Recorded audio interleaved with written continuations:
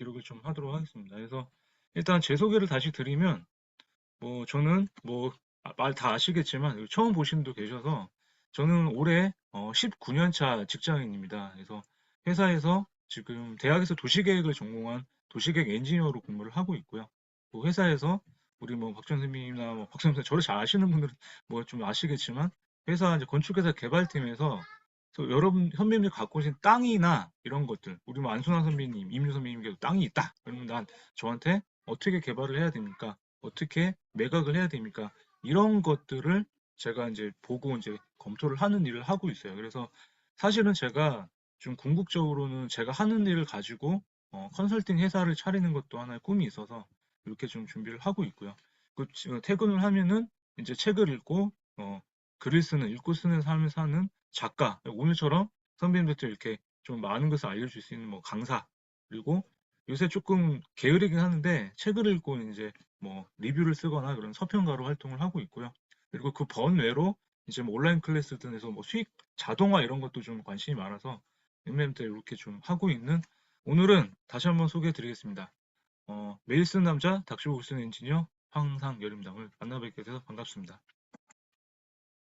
네, 저는 8년, 9년 동안 이렇게 글 쓰는 삶을 통해서 새로운 삶을 지금 조금씩 살고 있습니다. 그래서 뭐 제 예전 얘기는 뭐 지나간 얘기니까 2030 시절에 뭐 제 글이나 제 책을 많이 보셨기 때문에 2030 시절을 많이 방황을 하다가 인생의 나락으로 30대 중반에 떨어졌다가 다시 살고 싶어서 제가 했던 게 독서와 글쓰기였습니다. 그래서 글쓰기와 책쓰기를 통해서 새로운 삶을 만났다. 근데 뭐 선배님 보시기에 제가 뭐 갑자기 막 무슨 대스타가 돼가지고 뭐 차를 뭐 바꿨다거나 뭐 집을 샀다거나 이런 건 아닙니다. 저는 그냥 평범하게 저는 뭐 정말 다른 사람들처럼 뭐 책을 써서 뭐 억을 벌었다 뭐 람보르기니 샀다 이렇게 했으면 좋았어요. 저도 그렇게 되고 싶어서 썼지만 그냥 저는 돈보다는 선배님들의 삶을 조금 바꾸기 위한 그런 책을 내므로써 좀 약간 예전에 자신이 없던 삶에서 자신감이 생긴 삶으로 조금 그렇게 사는 게 어떨까 하는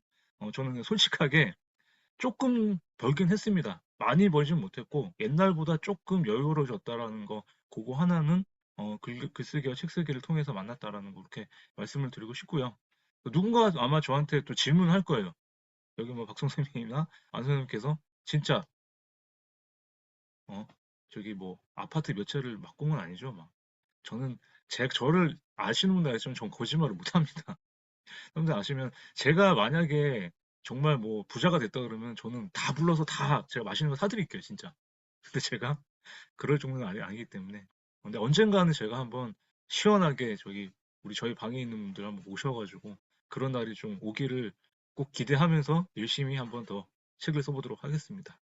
그래서 저는 이렇게 온라인 클래스를 좀 하고 있고, 온오프라인 강의도 조금씩 하게 됐고, 제가 새로운 삶을 살게 됐다는 게 예전에는 직장 생활만 하던 제가 글을 쓰고 책을 쓰다 보니까 이렇게 강의를 하게 됐고, 그리고, 이렇게 9년 동안, 지금 만 8년 동안 글을 쓰고 나서 보니까 이렇게 뭐 말씀드린 대로 뭐 에세이, 자기계발, 뭐 인문학 책, 뭐 제 일하는 책 해서 13권의 책과 그다음에 뭐 전자책은 이제 뭐 공저도 있고 개인 저서도 있는데 개인 저서 뭐 4권 해서 한 17권, 총 한 20권 정도 넘는 책을 지금 이렇게 쓰고 성과를 내고 그다음에 블로그나 이런 데는 뭐 수천 건의 글이 올라가 있고 오늘도 하나 쓰고 왔습니다. 그래서 저는 그냥 매일 쓰는 삶을 살고 있는 이렇게 사람으로 보시면 좋을 것 같고요. 그리고 여기 계신 뭐 이루다 작가님이나 우리 박정 선배님 뭐 저랑 같이 하시면서 닥치고 책쓰기 작년에 좀 확 잘 불이 붙었을 때 선배님께서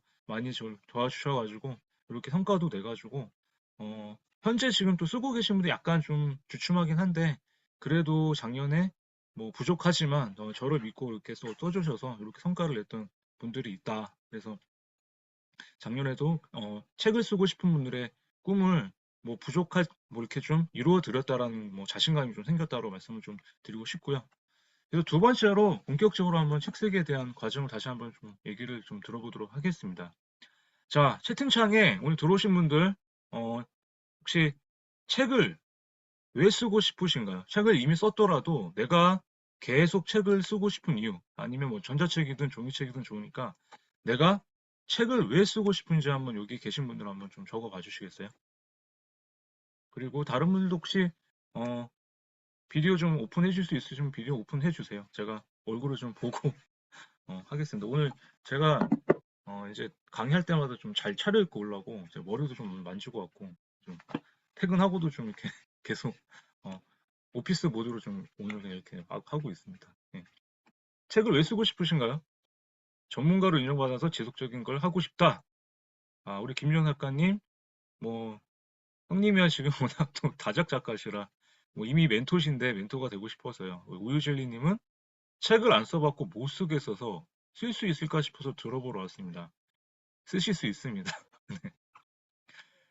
자신감을 가지시고요. 우리 이민주 선배님은 나를 찾아가고 싶어서 이미 같이 하시면 쓰실 수 있습니다. 여기 이민주 선배 여기 혹시 보시는 분들 중에 우리 같이 하시는 분들도 계시니까 하시고 계시고 우리 박정 선배님은 다시 한번 업그레이드 하실 거면은 이제 강의를 하고 싶고 뭐 이미 잘 하고 계시지만 블로그도 엄청나게 크셨더라고요.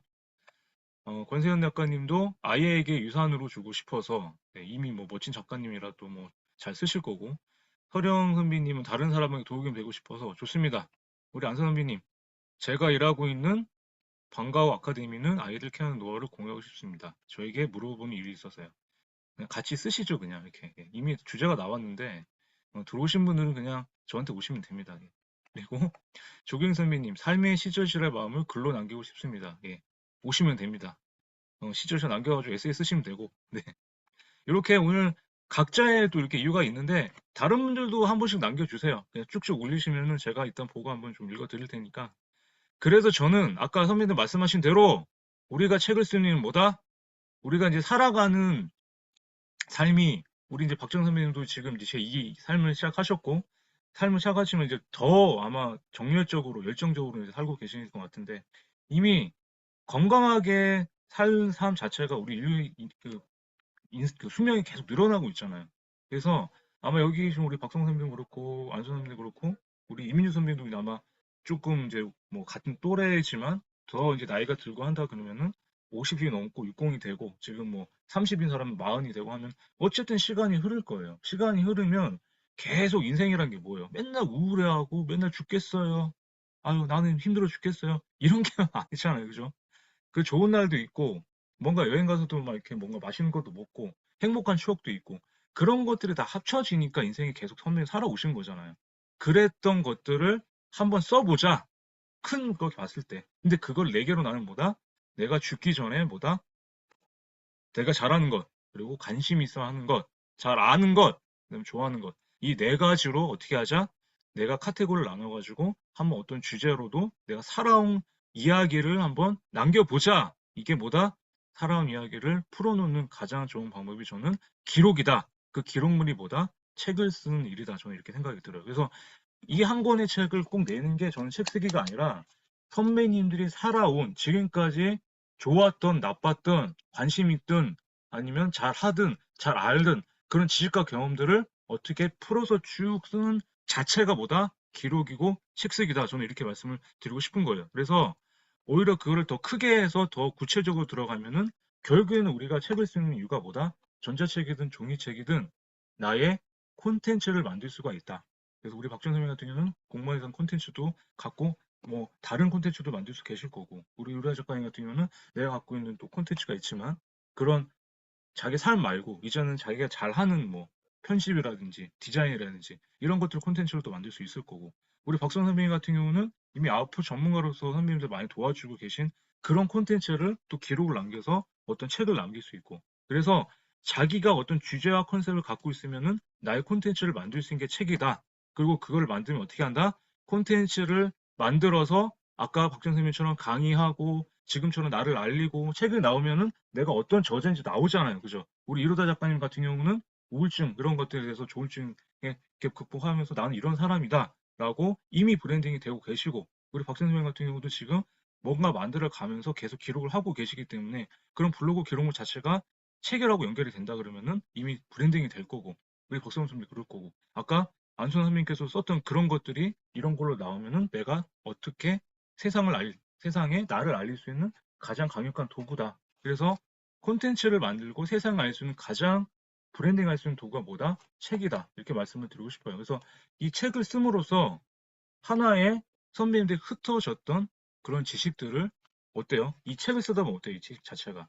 박 선생님들과 어떠세요? 내가 갖고 있던 우리 박 선생님들 그렇고 흩어져 있던 지식들이 그런 거를 목차를 짜서 다 써보니까 어때요? 그게 하나로 합쳐지는 아마 그런 경험을 하셨을 거예요. 그게 지식의 완성체가 된다. 그럼 완성이 되면 어떻게 해요? 다른 사람을 가르쳐 줄 수도 있고 알려줄 수도 있다라는 거예요. 그래서 이런 네 가지의 저는 가지고 선생님들이 책을 한번 써보자. 그래서 우유젤리님도 내가 쓰고 싶어서 쓸 수가 없는 게 아니라 누구나 쓸 수 있다라는 걸 한번 말씀을 좀 드리고 싶어요. 그래서 종이책 쓰기 같은 경우는 일단 이렇게 진행이 됩니다. 타켓을 만들고 주제를 정하고 주제와 컨셉을 같이 정할 거예요. 주제와 컨셉을 정하고 주제는 같은 주제예요. 같은 주제인데 왜 다른 책이 나면 컨셉이 다르기 때문이에요. 그러니까 제가 만약에 박송 선배님, 유로다 작가님, 우리 안son 선배님, 우이젤리님, 이민 선배님 지금 켜주신 분들 우리 7명이서 책을 쓰겠다. 그럼 만약에 어떤 동기부여 책을 쓰겠다. 동기부여가 주제가 되는 거예요. 근데 컨셉이 뭐다? 안son 선생님께서는 아까 말씀하신 뭐 다른 내가 알고 있는 어떤 뭐 엄마들한테 우리 이루 작가님은 젊은 엄마들의 동기부여 줄게. 그리고 박성 선배님은 그냥 내가 지금 하고 있는 사람들한테 글쓰기나 그런 것에서 동기부여 줄게. 박정 선생님은 공무원이 되고 싶은 애들 다 와. 그러면 그런 같은 동기부여 주제지만 컨셉이 다르기 때문에 동기부여지만 다른 책이 나오는 거죠. 그죠? 그래서 컨셉이 다르기 때문에 그게 뭐예요? 타켓이 달라지겠죠. 그죠? 그래서 컨셉이 다르기 때문에 타켓을 정한다라는 거 그렇게 인정하시고 그 다음에 목차를 짜면서 선배님들이 주제와 컨셉을 정한 걸 갖고 그거와 비슷한 책을 찾아서 자료 수집을 한다. 근데 오늘 자료 수집에 대해서 일단 머릿속에 일단 집어넣으세요. 자료 수집을 한 다음에 그 다음에 목차 선정하고 목차를 짠 다음에 목차 짠 걸 갖고 초고를 쓰고 그 다음에 출판사 투고를 한 다음에 그 다음에 태고하고 추간까지 이어진다라는 게 일단 종이책의 하나의 프로세스라고 보시면 돼요. 그래서 이렇게 프로세스가 보통 선배님들이 여기서부터 여기까지 여기서부터 여기까지가 보통 빠르면 한 10개월 8에서 10개월 늦으면 1년 12개월 1년이 넘을 수도 있어요. 그래서 선배님들이 이 초고를 쓰는 기간을 얼마나 줄이냐에 따라서 뭐다? 해보신 분들은 알겠지만 출판사 계약하고나서 출판사에서 또 빨리 내는 경우도 있고 또 아마 출판사 계약하고 보통 6개월 이내에 나오는데 6개월이 넘을 수도 있고 3개월 만에 나올 수도 있고 그래서 이런 기간은 좀 이렇게 조율하는데 보통 한 반년에서 1년 정도 걸린다 종이책은 이렇게 생각을 하시면 됩니다. 아시겠죠? 그래서 책 쓰기에서 가장 중요한 건 뭐다? 나 혼자 보는 것이 아니라 독자들한테 이 책을 어떻게 보여줄 수 있는지 같이 그러니까 독자들 읽어야 될 책이에요. 그러니까 박정 선생님이 책을 쓰신 거는 그 공무원분들 하시는 그분들한테 그분들이 독자가 되겠죠. 그분들이 책을 보고 내가 여기서 뭘 얻어가야 될지 그러고 한번 생각을 한다는 거예요. 우리 박성 선생님께서 쓰신 책을 공저나 이런 책도 보면은 거기서 어떤 책을 얻었을까? 그래서 내가 나 혼자 막 좋아서 쓰는 글이 아니라 책을 쓰기 시작은 뭐다? 이 책을 통해서 내가 어떤 가치와 어떤 도움을 얻을 수 있지 그걸 생각해서 쓰는 것이 책이다. 그래서 이거를 꼭 생각을 하시고 선배님들이 만약에 책을 쓰실 때 원고를 다 쓰셨어요. 예를 들어서 아니면 한 꼭지를 다 쓰셔서 쳐요. 어떤 글이든 내가 저자가 된 쓴 글이잖아요. 그럼 내가 먼저 선배님들이 썼던 글의 첫 번째 독자가 되어 보시는 거예요. 그래서 내가 쓴 글을 보고 봤어. 근데 내가 쓴 글을 내가 봐도 괜찮아. 내가 쓴 글을 내가 내 돈 주고 사볼 수 있을까? 그걸 한번 생각을 해보세요. 근데 만약에 선배님들 쓴 글을 보고 내가 아씨 이거 돈이 아까운데 이렇게 쓰시면은 다시 쓰셔야 되는 거예요. 독자를 위한 글을 써야 된다는 거는 못 써도 되고 잘 써도 되는데 내가 봤을 때 이거를 괜찮다 그런 건 선배님들의 노하우와 경험이 들어갔는데 거기서 어떤 메시지를 줄 수 있을까 그 생각을 하시는 거예요. 그래서 독자들은 선배님들의 어떤 뭐 경험이나 이런 게 관심 있는 게 아니라 그런 걸 통해서 내가 여기서 어떤 메시지를 얻고 메시지를 얻어서 어떻게 치유를 받거나 어떤 가치를 얻거나 이런 것만 생각을 하신다라는 거예요. 그래서 독자를 위한 글을 쓰자 이렇게 생각을 하시면 돼요. 아시겠죠? 그래서 책 쓰기 주제로 알맞는 것들은 이런 네 가지를 한번 생각을 해보자 오늘은. 자 적어보세요. 선생님 어떤 분야에서 성과를 내봤는지. 그러니까 이건 한번 종이 펴놓고 한번 이 네 가지를 갖고 내가 만약에 또 책을 쓰고 싶다 하시는 분들, 아니면 지금 내가 혹시 어떤 글쓰기 주제를 좀 잡아보고 싶다 하시는 분들은 한번 써보세요. 첫 번째는 어떤 분야에서 성과를 내봤다. 우리 뭐 선배님들 여기 내가 성과가 있을까? 성과 있으시잖아요. 그죠? 선배님들 이미 자체가 결혼하신 여성분들은 육아 자체가 성과잖아요. 아이 출산시킨 것도 성과시잖아요. 그죠? 그러니까 그런 것들, 그런 어떤 성과를 냈던 경험이 아니면 내가 우리 박 선생님 같은 경우는 여러 뭐 그 같이 하시는 분들한테 아웃풋도 많이 냈던 그런 것들은 성과잖아요. 그죠? 어떤 것들은 좋으니까. 그리고 안 선생님 같은 경우도 만약 일을 하면서 내가 어떻게 해봤다. 뭐 우리 선생님도 그렇고 그런 내가 성과를 내봤던 경험들. 뭐 재테크를 해서 내가 아파트를 사봤어. 아니면 내가 어떤 빌라를 샀는데 뭐 인테리어를 해가지고 집을 하나 다 이렇게 새로 고쳐봤어. 이런 어떤 경험들이 있을 거란 말이에요. 살면서. 그런 성과를 낸 경험들을 하나씩 적어보고 그런 걸 주제로 삼으면은 그게 어떻게 된다? 그 책의 주제가 될 수 있다는 거. 두 번째, 내 일상의 흔적. 내 일상의 흔적을 한번 적어보자. 그게 모으면 뭐가 된다? 에세이가 된다라는 거 말씀을 좀 드리고 싶고요. 그리고 내가 가지고 있는 지식과 경험들. 여기 선배님 보면 임유 선배님도 어떤 게 갖고 계세요? 우리 의젤님 어떤 경험이 있으세요? 한번 적어보세요. 여기다가 내가 지금 갖고 있는 내가 가지고 있는 지식이 뭔지 한번 채팅창에 한번 쭉 적어보세요. 한번. 분명히 있으실 거예요. 하나도. 우리 의젤님 요리를 잘해. 그럼 요리 책을 쓰시는 거예요. 그냥. 임유 선배님 저랑 같은 다둥이 엄마시잖아요. 이미 셋을 잘 키우는 그런 경험이 있잖아요. 그런 나만의 뭐 아이 키우는 뭐 새 아이 키우는 방법 이런 것들도 다 되겠죠. 그런 것들이 다 하나의 컨셉과 주제가 돼서 컨셉만 잘 짜면 하나의 책이 될 수 있다라는 거. 그리고 지금까지 선배님이 해왔던 일, 우리 박전 선배님 같은 경우는 해왔던 일 자체가 이미 콘텐츠가 돼가지고 책을 내셨잖아요, 그죠? 내가 그죠? 이미 또 새롭게 만들어갈 일들, 뭐 아까 뭐 숲 전문가 같은 것도 그런 거면 어떤 숲이 있는데 이런 숲이야, 이런 숲은 어떻고 저렇고 이런 것들도 책으로 낼 수 있겠죠. 그래서 이런 네 가지를 오늘 가지고 한번 선배님들이 한번 써보면 좋겠다. 우리 김준 선생님이 그리고 25년 동안 직장 생활 했던 거. 좋죠. 이 직장 생활에서 이런 진상을 만나지 마라. 뭐, 진상. 뭐 몇 명 있잖아요. 뭐 월급 루팡도 있고. 회사에 많죠. 저도 오늘 회사에 저희 상사는 너무 짜증이 나서. 근데 뭐, 그 상사는 뭐 자기가 줄을 잘 서서 이렇게 된 거니까. 우리 조균 선배님은 장애인 전문 상담, 워킹맘 고충과 육아. 좋습니다. 다 이런 게 잘 메모해 놓으세요.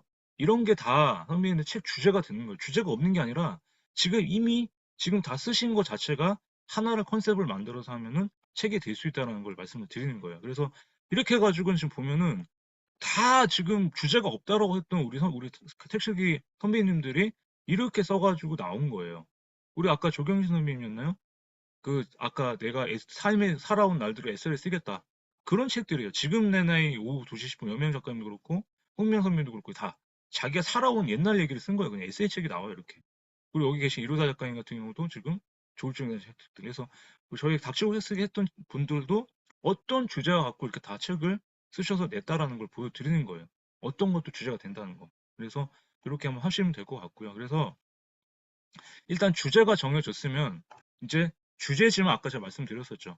같은 주제지만 왜 다른 책이 나온다? 컨셉이 다르기 때문에. 그래서 예를 다시 한번 들어보면 우리 여기 지금 제 화면이 보이는 분이 딱 지금 7명이라서 제가 계속 예를 드리는데 우리 우유젤리님, 박선생님 여기 계신 우리 약간 만약에 글쓰기 책을 썼다. 저는 닥치고 글쓰기라는 책을 썼던 게 글쓰기 초보들한테 한번 이렇게 보고 한번 써봐라 하고 저는 제가 낸 거예요, 타켓을. 근데 만약에 박정 선생 같은 경우는 자, 공무원 글쓰기야. 공무원을 다 와.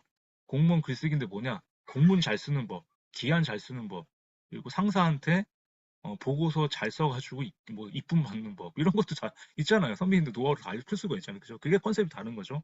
우리 박성 선생 같은 경우는 우리 지금 뭐 중년 여자의 글쓰기 해가지고 이제 막 바람도 불고 외로운데 그냥 글이나 한번 써보자. 근데 이런 여성의 감수성이나 이런 걸 갖고 어떻게 하는 뭐 에세이 잘 쓰는 뭐 이런 것들 책을 낼 수가 있잖아요. 그죠? 그러니까 컨셉이 다르면 같은 글쓰기 주제지만 다른 책이 나올 수 있다라는 걸 하면 그 다음에 아까 컨셉이 다르니까 뭐다? 타켓이 달라진다라는 거. 그걸 꼭 기억을 하시고 선생님 책 쓰기 하실 때 요것만 기억하셨으면 좋겠어요. 주제는 같고 다른 책 나오는 컨셉이 다르기 때문에 차별화된 책이 계속 나온다라는 거. 이렇게 생각을 하시고요. 그래서 목차를 만약에 짜실 때는 이렇게 짜시는 거예요. 목차. 그래서 이 한 권의 책 같은 경우는 목차 자체가, 자, 선생님 책을 좋아하시면 아실 거예요. 1장, 1장, 1장부터 1장이 대목차예요. 대목차. 1장부터 6장까지가 챕터라고 하는 거예요. 대목차. 그리고 1장 안에 1-1, 1-2 이렇게 아실 거죠. 1-6까지 이렇게 있죠. 이게 꼭지라고 해요, 이게. 그래서 책의 단위는, 책 속의 단위는 1장부터 5장까지를 대목차, 영어로 챕터라고 하고요. 그 밑에 꼭지 하나씩을 속꼭지라고 해요. 그래서 그 꼭지는 보통 35개에서 40개 정도를 써야 된다라는 거. 그거에 따라서 이게 어떻게 보면 하나의 스탠다드인데, 요새는 그 꼭지 개수도 막 뭐 60개짜리도 있고, 뭐 작으면 뭐 20개짜리도 있어요. 이거는 양에 따라서 조정이 가능하다라는 거. 근데 처음 쓰시는 분들은 보통 꼭지 한 40개 정도의 프롤로그, 에필로그까지 하면 42개 정도. 아니면 36개 정도. 이 정도. 35에서 요 사이에 많이 쓰시는 게 좋다. 그래서 5장에 35개나 6장에 뭐 40개. 요렇게 했을 때 종이책 분량이 나온다라는 거. 이렇게 기억을 하시고요. 그래서 목차는 일단 장르별로 제가 이렇게 봤을 때는 좀 다를 것 같은데, 장르별로 이렇게 보시면 보통 책도 1장부터 6장까지는 실용서나 자기계발, 실용서 같은 경우는 우리 노하우 알려주는 거 없잖아. 뭐뭐 하는 법, 뭐뭐 하는 거. 이런 책들을 보시면은 1장, 2장에는 내가 이 책을 왜 썼을까? 그러니까 만약에 예를 들어서 뭐 제가 닥치고 글쓰기 책을 썼을 때는 앞에 내가 글쓰기를 왜 필요한가? 글을 왜 써야 하는가? 그 책을 쓰게 된 동기와 그 다음에 독자한테 이 책을 왜 써야 되는지가 1장, 2장이 배치가 돼요. 그리고 3장, 4장에서 내가 이제 썼던 글쓰기 노하우나 경험들을 넣었어요. 그래서 그 주제와 관련된 거를 풀어야 된다. 그래서 컨셉이 다른 책들은 보통 3장, 4장에 저자의 노하우가 많이 들어가기 때문에 여기서 선배님들이 다른 책과 차별화된 방법을 찾아서 넣으셔야 돼요. 그래서 만약에 그게 안 되면은 같은 내용이지만 내가 다르게 적용해서 다른 메시지를 던지든가. 그래서 주제와 관련된 경험과 실제로 적용할 수 있는 거를 여기다 넣어야 된다. 4장에서. 3, 4장에 보통. 그 다음에 5장에서 이제 주제에 대한 정리하고 이 노하우를 통해서 나는 이렇게 변했다. 여러분도 이렇게 변했으면 좋겠다라고 하는 게 6장에서 나오는 거예요. 그래서 이렇게 한번 선배님들이 한번 써보시면 좋겠어요. 어려우신가요? 어쩌라고? 표정이 다 지금 그런데 제가 그래서 말씀을 드렸죠. 이렇게 한번 혼자 못하면 어떻게 한다? 저한테 오셔라. 제가 이렇게 조용하게 또 얘기를 드리는 거는 한번 제가 잘 못하면은 저한테 오시면 된다라는 걸 한번 그냥 어필을 해보는 겁니다. 아, 싫다고요? 네, 알겠습니다. 싫으시면 계속 들으시고 한번 해보시고. 그 다음에 에세이 같은 경우는 어떻게 쓴다? 에세이는 선배들 보시면 아까 1장, 2장, 3장, 4장에서 자기계발서는 책 보시면은 아까 서론, 본론, 결론이 이렇게 기승전결 쫙 이어지는데 보통 에세이 같은 책들을 보면은 그냥 각 단락별로, 각 장별로 독립적으로 구성이 된 게 많아요. 그래서 에세이 목차 짜실 때는 1장, 2장, 3장, 4장, 5장이 각각으로 독립이 돼 있어요. 아마 보시면 책 좋아하시면 아실 거예요. 1장은 뭐 사랑에 대한 얘기, 2장은 뭐 행복에 대한 얘기, 3장은 뭐 불행에 대한 얘기, 뭐 4장은 죽음에 대한 얘기. 각각으로 다 독립이 되잖아요. 그래서 병렬식으로 각각의 꼭지를 독자에게 대는 메시지로 한번 이렇게 꾸며봐라. 그래서 에세이 책을 쓰시고 싶은 분은 이렇게 한번 꾸며보시면 좋겠다. 한번 말씀을 드리고 싶고요. 그래서 목차를 짰다. 목차를 짰으면 이제 초고를 쓰셔야 되겠죠. 초고는 선비를 딱 보셨을 때 이거부터 먼저 말씀드릴게요. A4 한글이죠. 한글. 한글에 2장을 딱 채우셨는데 한번 보여드리면 제가 한번 보여드릴게요. 만약에 선배님께서 이렇게 어떤 글을 쓰셨다. 제가 지금 요게 여기 보시면은 이게 이제 제가 맨날 썼던 글인데 이게 만약에 아까 말씀대로 이게 한 꼭지라고 쳐요. 제일 작은 단위예요. 그러면 이게 1-1이다. 지금 보시면은 그럼 여기 보시면 글자 크기 보이시죠? 글자 크기 10. 그 다음에 자간 160 보이시죠? 여기. 글자 크기 10과 160을 기준으로 하는 게 종이책의 표준 그 세팅이에요, 세팅. 알고 계신 분도 알고 계실 거고. 그래서 이렇게 해서 한 꼭지를 2장을 이렇게 쓰시는 거예요, 2장. 1장 반 정도. 그러니까 요새는 한 요 정도만 쓰시면 돼요. 요 정도만. 근데 저는 항상 원고를 한 요 정도 쓰거나 아니면은 뭐 한 여기서 여기 보시면은 한 여기까지 써요. 여기까지. 그래서 여기부터 여기까지. 그래서 이 두 장을 써야 선배님들이 그 책으로 나왔을 때 이게 한 꼭지가 5장이 나와요. 이게. 그래서 원고를 쓰실 때 기본 폼은 뭐다? 한글 이 기준으로 해서 2장 내외를 2장이 좀 안 되게 1.5매에서 2장 정도를 한 꼭지를 써야 이게 책 분량이 나오는데 그걸 몇 꼭지를 써야 된다 아까? 35개에서 40개를 써야 된다. 그래서 그러면 그게 A4로 썼을 때 1.5장 2장 썼을 때 40꼭지면 한 80장 넘거든요. 그러면 80장에서 100장 사이를 쓰게 되면은 이 책 자체가 편찬이 됐을 때 200페이지에서 250페이지 내지 책이 된다라는 거. 그래서 그거를 기획을 하시고 이렇게 선배님들 쓰셨으면 좋겠다 말씀을 드리고 싶어요. 아시겠죠? 다시 한번 돌아가면 이렇게 기본 폼을 가지고 쓰시는 거예요. 그런 다음에 원고는 아까 말씀드린 대로 그 양을 채우는데 자 채팅창에 적어보세요. 이거는 항상 뭐 제가 기본적으로 제 글쓰기 제 기준에서 말씀을 드려요. 가장 쉽게 쓰는 구성 방식이에요. 경험, 감정, 인용, 결론. 채팅창에 적어보세요. 자, 까먹고 있었다. 오늘 또 와가지고 새롭게 그 아시는 분들도 선배님도 또 그냥 이거 머릿속에 딱 박으세요. 원고를 딱 쓰실 때 제일 처음에 선배님들 그 글감에 대한 경험을 쓰시는 거예요. 경험, 그 다음에 거기서 느낀 감정, 그 다음에 결론은 그 글감에서 그 독자한테 어떤 메시지를 줄 수 있는지를 메시지를 주는 게 결론이다. 자, 경험, 감정, 인용, 결론. 앞으로 글은 이렇게 쓰셔야 돼요. 책 원고는 무조건 경험, 감정, 인용, 결론. 이렇게만 쓰면은 모든 원고 다 쓸 수 있으세요. 자, 경험, 감정, 인용, 결론. 그리고 하나 더 쓰세요. 초고는 양을 채우는 원고다. 초고는 양을 채우는 원고다. 선배님들 글쓰기가 어려운 이유가 뭐예요?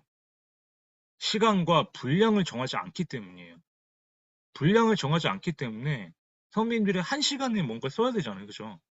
1시간에 내가 몇 줄 이상씩 쓴 걸 한번 적어보세요. 한번. 진짜. 그리고 나서 분량을 정해놓고 그 다음에 글을 쓰시면 스트레스 안 받아요.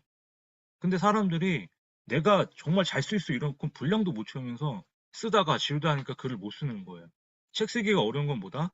책을 쓰는 거는 무조건 분량을 채우고 나서 그 다음에 고치면 빨라지는데 사람들이 그걸 안 하기 때문에 초고는 양을 채우는 원고다. 써보세요. 아시겠죠? 그런 다음에 여기 말씀드린 대로 저는 항상 책을 쓸 때 제가 계속 쓸 수 있었던 게 뭐냐면 초고는 양을 채웠기 때문에 그러니까 그 초고는 뭐다? 쓰레기라고 하는 거예요. 양을 채워놓고 버리는 원고라는 거예요. 처음 쓰는 원고는 뭐다? 양을 채우자 무조건. 그 다음에 저는 계약하고 그 다음에 태고 시작했어요. 그래서 저는 항상 초고는 무조건 완성시켜놔요. 근데 이제 완성시켜 놓는데 그냥 보낼 수는 없잖아요. 그래서 그 초고 태고는 선배님들이 문장을 고쳐도 되는데 그냥 일단은 문장의 흐름과 그 다음에 어색한 문장이 있는지 그 다음에 오탈자 그런 것만 보고 그 다음에 보내세요 그냥.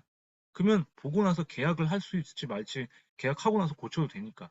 근데 나는 그게 아니다 그러시면은 초고 완성해놓고 양 다 채워놓고 그 다음에 한 번, 두 번 계약 전에 한번 태고를 먼저 하시는 거예요. 그래서 초고는 뭐다? 무조건 계약을 위한 나는 양을 채워놓은 거다 이렇게 생각을 하시면 되고요. 그런 다음에 초고를 다 40국지 아까 다 쓰셨죠. 그래서 보통 초고는 아까 그 양을 한 3개월 이내에 보통 써야 된다고 말씀을 드려요. 왜냐하면 글쓰기도 쓰다가 안 쓰다가 하니까 저도 지금 또 제가 새로운 책을 한 달간 썼다가 지금 멈췄거든요. 그럼 3개월째 못 쓰고 있더라고요. 그래서 초고 같은 경우는 여기 경험해보시면 알겠지만 매일 조금씩이라도 써야 초고를 채울 수 있다. 맞잖아요. 왜? 그죠? 박사님 맞죠? 여기서 제가 책을 내신 분들은 초고를 그래도 3개월에 다 쓰셨던 분들이에요. 그 시점부터 해가지고. 왜? 리듬을 타야 되기 때문에.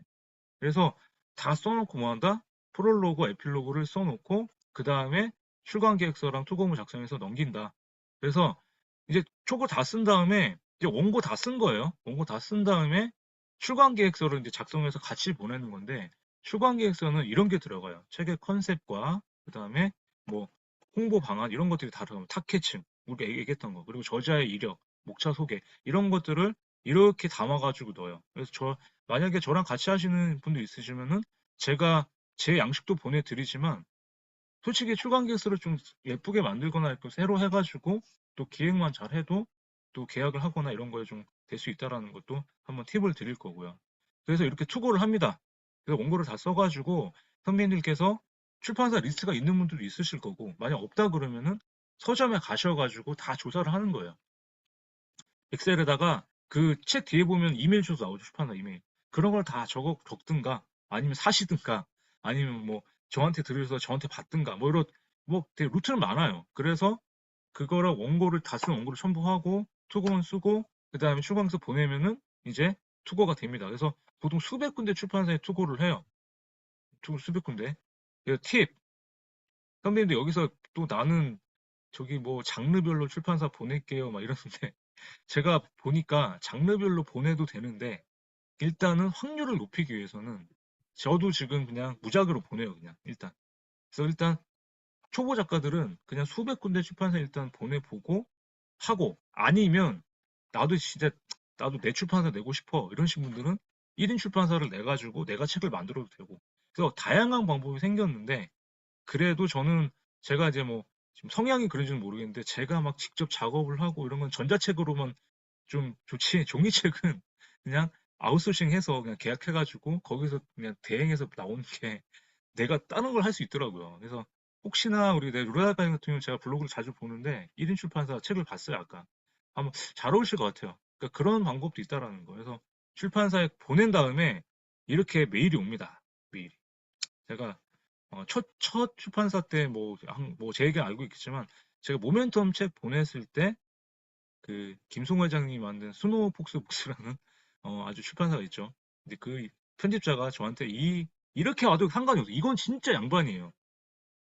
근데 딱 편집 받고 나서 메일에 당신 같은 이 쓰레기 원고가 책이 나오면은 뭐 자기가 뭐 손에 어떻게 하겠다 뭐 이렇게 쓴 것 같아요. 술이 취해서 쓴 건지 모르겠는데 하여튼 새벽에 왔을 때 그게 받은 거예요, 제가. 근데 책이 나왔죠. 모멘텀 책이.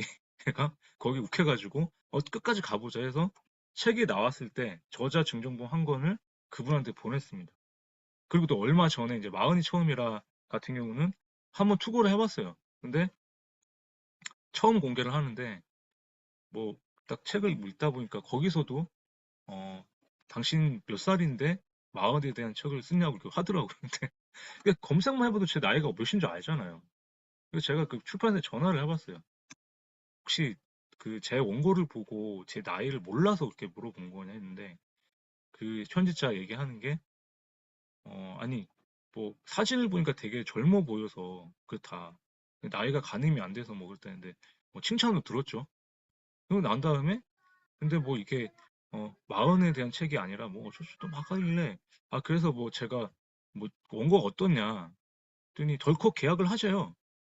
근데 왜 계약을 하자고 하니까 어 책을 처음부터 다시 다 써야 될 것 같다고 이러는 거예요. 그래가지고 컨셉을 다시 잡자라고 막 하는 거예요. 그래서 그러면 얼마 주겠냐고 내가 다시 쓸 테니까 인세 많이 달라고 그러니까 인세는 4% 주겠대요.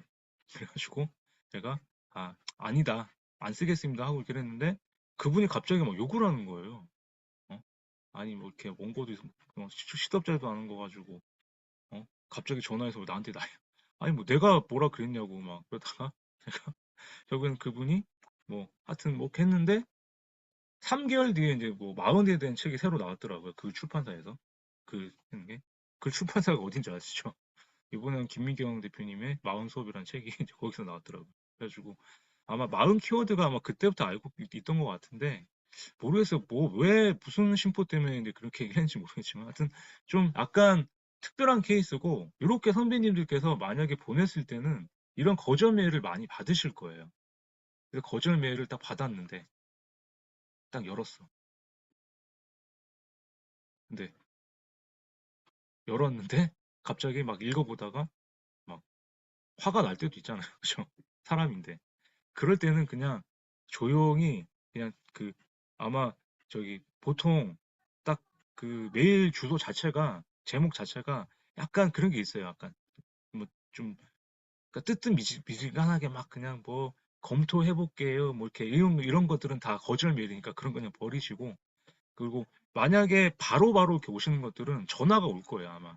거절 메일이 아니라 전화가 오든지 아니면은 뭐 어떤 뭐 한번 뭐 회신이 있습니다. 뭐 해가지고 열어봤을 때. 그래서 보통 거절 메일은 바로 오는 게 아니라 보통 한 3일, 4일이 걸리거든요. 근데 만약에 선배님 투고했을 때 바로바로 왔다. 그러면은 조금 가능성이 있는 거니까 그런 것들도 한번 참고를 하셔가지고 이렇게 생각을 하시고요. 그래서 거절 메일 받더라도 상처받지 마십시오. 이렇게 생각하시고 그런 다음에 출판사랑 이제 계약을 하실 거예요. 이제 만약에 어떻게 컨택이 돼서 그러면 우리가 얘기하는 뭐 기획 출판, 반기획 출판, 자비 출판, 뭐 피에드 출판 많은데 그냥 저희가 생각했을 때는 선배님들의 맞는 출판사랑 어떤 계약 형태를 해가지고 저는 제 입장에서는 일단 세상에 무조건 내놓는 게 제일 좋아요. 내가 내 돈 내고 책을 내도 좋으니까. 근데 가장 지양해야 될 거는 자비 출판이에요. 자비 출판 말 그대로 그냥 인쇄소 가가지고 그냥 우리 제본 떠가지고 나눠주는 게 자비 출판을 보시면 되는 거고 반기획 출판 자체가 이제 선배님들이 그냥 저자가 요새 이제 워낙 출판 시장도 어렵기 때문에 출판사에서 이제 돈 대기가 어렵고 이게 통할지 안 통할지 저자가 한 얼마 내고 그 다음에 그 출판사에서 유통비를 내고 이렇게 해가지고 서로 윈윈하자는 구조예요. 그래서 뭐 해가지고 윈윈 구조해서 뭐 더 인세를 받던가 그래서 이런 식으로 해가지고 한다. 그래서 저는 초보 작가들이 꼭 선인세를 받는 기획 출판을 하지 않더라도 계약금을 받거나 아니면 돈이 내지 않은 그런 형태는 아니면 진짜 적게 내서 이렇게 출판한다거나 그냥 드는 비용이 적을수록 그것도 대단한 일이다 생각됩니다. 왜? 일단은 출판사 계약을 한다는 거는 선배님들의 글이 통한다라는 거거든요. 그 사람들 바보가 아닌 이상 그 책을 그냥 내주진 않을 거란 말이에요. 그죠? 그렇기 때문에 이미 선배님들 출간하신 분들은 뭐다? 대단하다. 좀 이렇게 보고 들으시고 누구나 부러워하지 마시고 다들 그렇게 할 수 있다라는 걸 말씀을 드리고 싶습니다. 그래서 나중에 계약을 하고 나면은 이제 편집자랑 붙어가지고 이제 태고를 해요. 그래서 보통 세 번, 네 번, 뭐 우리 박정현 선생님, 이루현 선생님은 뭐 한 뭐 세 번 이하로 했겠지만 뭐 본인이 더 많이 할 수도 있겠고 그래서 보통 제 중견 출판사 이상 그냥 좀 약간 출판사가 약간 좀 편집자가 깐깐하다 그러면은 보통 5번, 6번까지는 시키긴 하는데 그냥 5번 정도까지 딱 그냥 끊어라. 그래서 계약서에 보시면 작가가 갑이에요. 그리고 출판사가 을이에요. 근데 보면 출판사가 갑처럼 해요. 전화 와가지고 황 작가 다 썼어? 뭐 어디서 봐도 반말이 맨날 그죠? 나이 많다고 친해지면. 그래서선 유일하게 우리가 작가가 갑질할 때가 몇 번 있어요. 내가 당연한 권리 행사하는 거잖아요. 태고를 계속 시킨다. 정중한테 전화해가지고 정중하게 도저히 난 못하니까 어? 좀 고쳐달라. 근데 만약에 말을 안 듣는다 그러면 시원하게 화를 한번 내셔도 돼요. 난 더 이상 못 고치겠다. 왜? 태고해보시면 알겠지만 자기가 썼던 글을 또 고치고 하는 적이 정말 고역이거든요. 정말 보기가 싫어요. 같은 글을 계속 읽으면서 덜어내는 게. 그런데 뭐 해밍웨이 같은 경우 막 400번씩 고쳤다 하는데 이제 그런 거는 정말 자기가 정말 좋은 글을 쓰고 싶다 하시는 분들은 막 몇 번씩 태고를 하잖아요. 그래서 보통 태고 작업은 5번을 넘기지 마라. 저는 이렇게 말씀을 드리니까 나중에 계약하시고 유일하게 이제 우리가 편집자한테 뭐라 할 수 있는 기간이 태고 그만하게 해달라. 그것도 한번 기억을 하셨으면 좋겠고. 그래서 최종 원고를 넘기고 나면은 인쇄와 출간 일정을 정하게 됩니다. 그래서 우리가 만약에 이제 그 최종 원고가 이제 그 퇴고하면 마지막에 우리 여기 책 내시면 알겠지만 이 책 나오기 전에 이 PDF 파일로 이렇게 다 이렇게 편집해서 와요. 인디자인으로 해가지고. 그래서 이거를 다 체크를 한 다음에 오케이 돼가지고 넘어가면은 우리 박성 선생님께서 만약 책을 냈다. 그러면은 PDF를 다 넘겼어. 그러면은 이제 열흘 뒤에 뭐 출간이 뭐 인쇄가 들어갈 겁니다. 그러면은 그 사이에 표지 디자인이 나와요. 이 표지가. 요 표지, 앞표지, 뒷표지가 와가지고 뭐 시안을 몇 개 보내주든가 아니면은 그냥 뭐 한두 개 보내줘서 이걸로 합시다 할 수도 있어요. 근데 보통 시안을 보내줘서 선택을 하긴 하잖아요. 시안 선택한 다음에 그런 다음에 마지막에 표지까지 오케이가 되면은 이제 바로 출간이 모두 끝난 거예요. 그래서 출간이 들어가면 이제 인쇄가 들어가요. 그러면은 인쇄가 들어가면서 바로 이제 며칠 뒤에 예스24나 교보문고 온라인 사이트에 먼저 등록이 될 겁니다. 그래서 등록이 돼가지고 여기다가 막 예약 구매를 독려한다거나 이렇게 하는데 형님들이 예스24 링크를 딱 올라오잖아요. 그러면 여기서 저자 마케팅의 능력을 보는 거예요. 저자들한테. 저자가 이 작가가 얼마나 이 그 지인들한테 예약을 잘 거는지 아니면 홍보를 잘하는지 보는 거예요. 그래서 예약 구매율이 높으면 높을수록 나중에 출판사에서 이 책 밀어보자 이렇게 하는데 만약에 예약 구매율이 별로 안 된다 그럼 전화 와가지고 빨리 독려하라고 이런 식으로 와요. 그래서 이 예약 구매를 독려해서 첫 판매를 보기 때문에 그걸 보고 서점에 얼마나 뿌리지? 오프라인 서점에 열흘 뒤에 일주일 뒤에 뿌리는데 그 양을 정하더라고요. 그래서 요렇게 흘러간다라는 거를 종이책에 대한 프로세스를 좀 알고 계시면 선배님께서 좀 쓰시는데 도움이 되지 않을까 싶어요.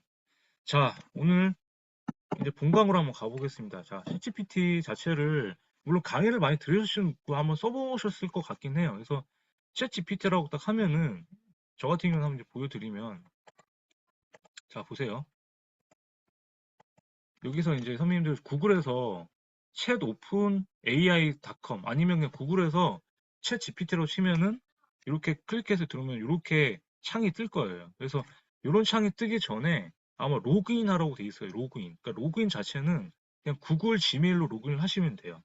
그래서 보통 다른 강의 보니까 뭐 프롬프트 진이라고 해가지고 그걸 깔면은 그냥 한글 번역이 자동으로 돼가지고 여기서 뭐 프롬프트 진이가 뭐 이렇게 해가지고 활성화가 되는 경우도 있는데 요새 제가 챗GPT를 보니까 그냥 한글로 쳐도 웬만큼 다 번역이 돼요. 그래서 꼭 프롬프트 진이를 까셔도 되고 그건 번역기거든요.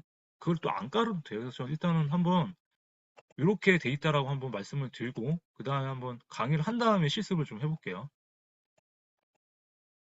그래서 챗GPT 자체가 이렇게 들어와서 여기 밑에 보이시죠? 우리 민희 선생님 여기 밑에 빨간 박스 보이시죠? 여기다가 이제 검색어를 넣는 거예요. 그래서 챗GPT 같은 경우가 이제 보시면은 처음에는 그냥 어떻게 넣어볼까? 그래서 기본적으로는 그냥 명령어나 그냥 부탁하거나 뭐 권유하거나 이런 의문문으로 이렇게 한번 넣어보시는 거예요. 그래서 한번 넣어볼게요, 제가. 자, 보면은 어, 조던 피터슨에 대해서 알려주세요. 이렇게 쳐보세요, 이렇게. 쳐보시면은 이렇게 점점점 하는 게 이제 얘가 지금 생각을 좀 하는 거예요.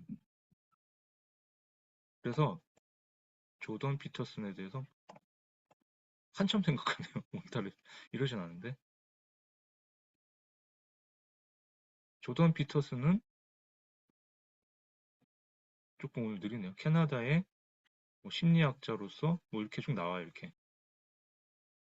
그래서 이런 식으로 뭐가 쭉 나와요. 그러면은 이렇게 알려주세요 하면은 이런 식으로 이렇게 쭉 이렇게 나와요. 12가지 뭐 규칙 뭐 인생의 법칙 이렇게 저기 썼다. 그래서 이렇게 나와요. 그래서 한번 멈춰볼게요, 그러면. 그냥 사과에 대해서 알려주세요. 한번 써볼게요. 오늘 제 컴퓨터가 조금 느리긴 하네요. 죄송해요. 사과는 세계적으로 매우 인기가 있습니다. 이렇게 보면은 지금 기본적으로는 이렇게 나와요. 그래서 항상 이렇게 이 챗GPT는 선생님들께서 딱 생각했을 때 의문문을 어떻게 넣을까? 그 질문을 어떻게 형태에 따라서 많이 달라지거든요. 그럼 이렇게 나오잖아요. 이렇게 쭉 한번 볼게요. 사과는 줄 수 있습니다. 그럼 이게 왜 AI가 그럼 여기까지는 사실 그냥 뭐 검색해서 나오는 거지 않느냐 이렇게 하잖아요. 그럼 이렇게 한 다음에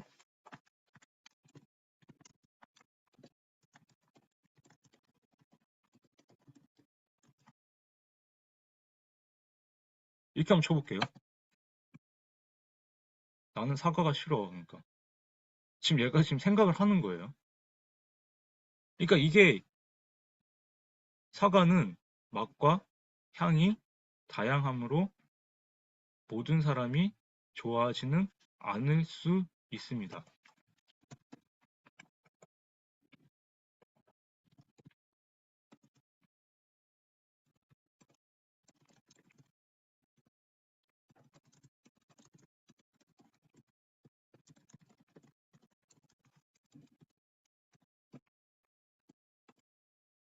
이런 식으로 그러니까 뭐 얘가 지금 챗GPT 같은 경우가 앞에 나왔잖아요. 그럼 그 다음 내가 단어를 써가지고 쓰잖아요. 그럼 그 다음 대화를 이어가요. 이렇게. 제가 또 한 번 더 그래도 나는 사과를 안 먹을 거야. 한번 쳐볼게요. 일단 끝나고 나서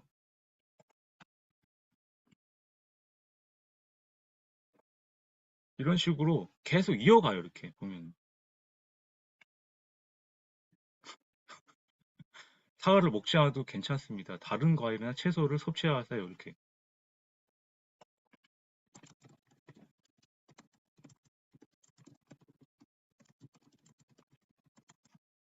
한번 쳐볼게요. 이렇게.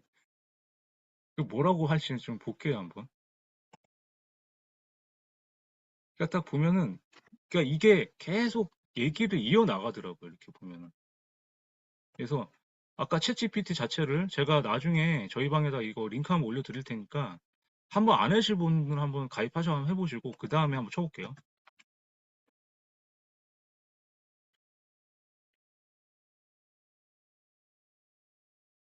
그러니까 지금 계속 이어가는 거예요. 그러니까 보면은 얘가 그냥 되게 딱딱하죠. 지금 보면은. 그러니까 그 대답을 하는데 뭔가 이제 이렇게 얘기를 하는데도 이렇게 뭐 그래서 뭐 한번 또 다른 걸 한번 쳐볼게요.